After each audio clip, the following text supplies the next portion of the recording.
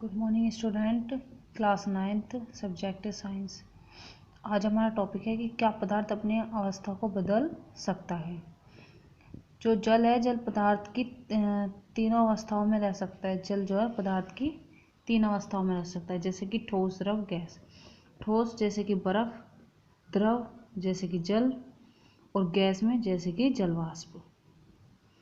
फिर है हमारा तापमान परिवर्तन का प्रभाव। जो हमारे ठोस के तापमान को बढ़ाने पर उसके कणों की गतिज ऊर्जा बढ़ जाती है।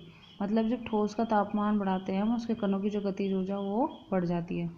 गतिज ऊर्जा में वृद्धि होने के कारण कण अधिक तेजी से कंपन करने लगते हैं और ऊष्मा के दौरान प्रदत्त की गई ऊर्जा कणों के बीच के आकर्षण बल को पार कर लेती है। इस कारण जो कण है वो अपने नियत स्थान को छोड़कर अधिक स्वतंत्र होकर गति करने लगते हैं। और एक अवस्था उसमें ऐसी होती है जब ठोस पिघलकर द्रव में परिवर्तित हो जाता है। जिस न्यूनतम तापमान पर ठोस पिघलकर द्रव बन जाता है तो वह उसका क्या होता है, गलनांक कहलाता है। जब मतलब कि हमारा जो एक अवस्था ऐसी होती है जब ठोस पिघलकर द्रव में परिवर्तित हो जाता है और न्यूनतम तापमान पर ठोस पिघलकर द्रव बन जाता है तो वह उसका क्या कहलाता है, गलनांक कहलाता है।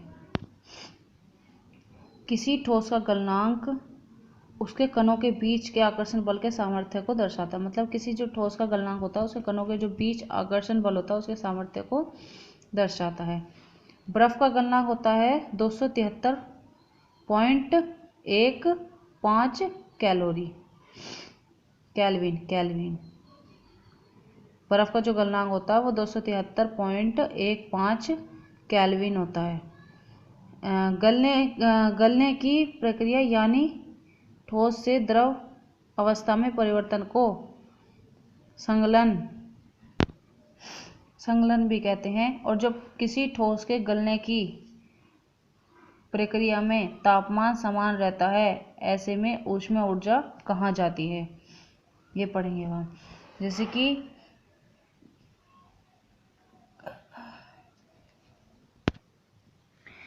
जब गलने के प्रयोग की प्रक्रिया मतलब होती है, जब देखा होगा कि आपने कि गलनांक पर पहुंचने के बाद जब तक संपूर्ण बर्फ पिघल नहीं जाती तापमान नहीं बदलता। मतलब जब तक कि संपूर्ण पूरी बर्फ पिघल नहीं जाती तो तापमान हमारा नहीं बदलता।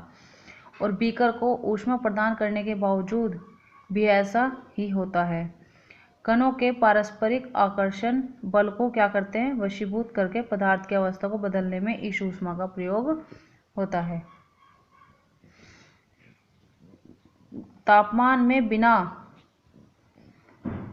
में बिना किसी तरह की वृद्धि दर्शाए इस ऊष्मीय ऊर्जा को बर्फ अवशोषित कर लेती है। मतलब जब तापमान में किसी भी तरह की वृद्धि नहीं होती तो उसमें जो ऊष्मीय ऊर्जा होती है वो बर्फ को अवशोषित कर लेती है।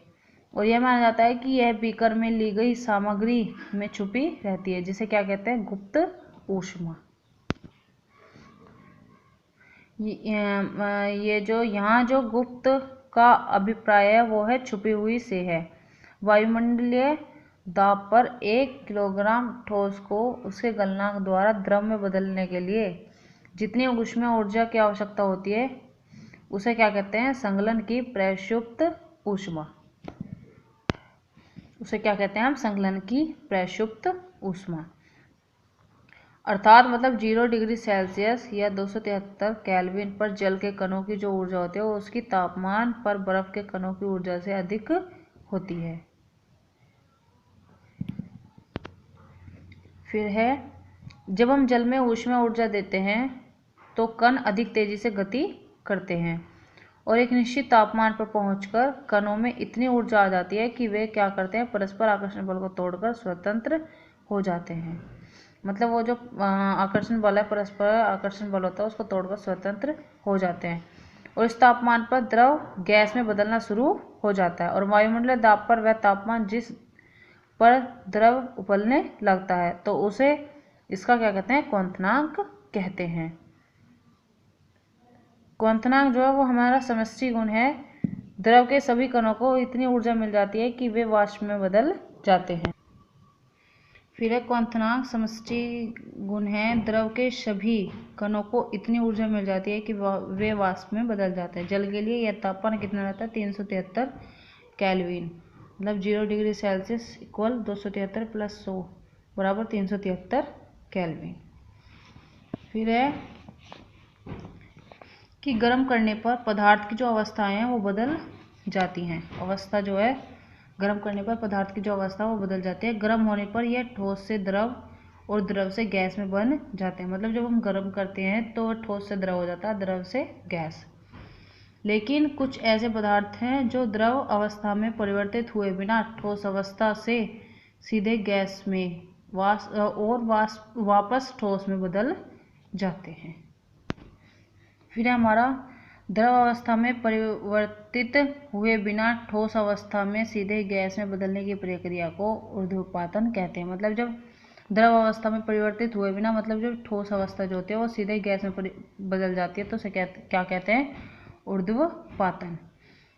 फिर है गैस से सीधे ठोस बनने की प्रक्रिया को निक्षेपण कहते हैं। मतलब गैस से सीधे ठोस बन जाती है तो उस प्रक्रिया को क्या कहते हैं? निक्षेपण।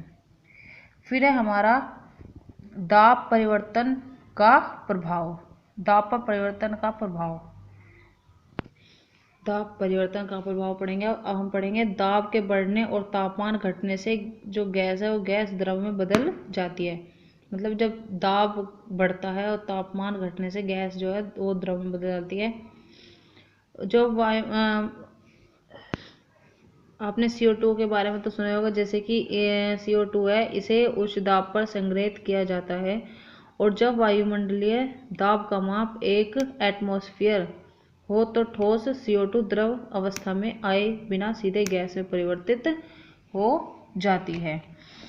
तो ठोस जो है वो कार्बन डाइऑक्साइड को शुष्क बर्फ कहते हैं। जो ठोस है, ठोस कार्बन डाइऑक्साइड को क्या कहते हैं? शुष्क बर्फ, ड्राई आइस कहते हैं।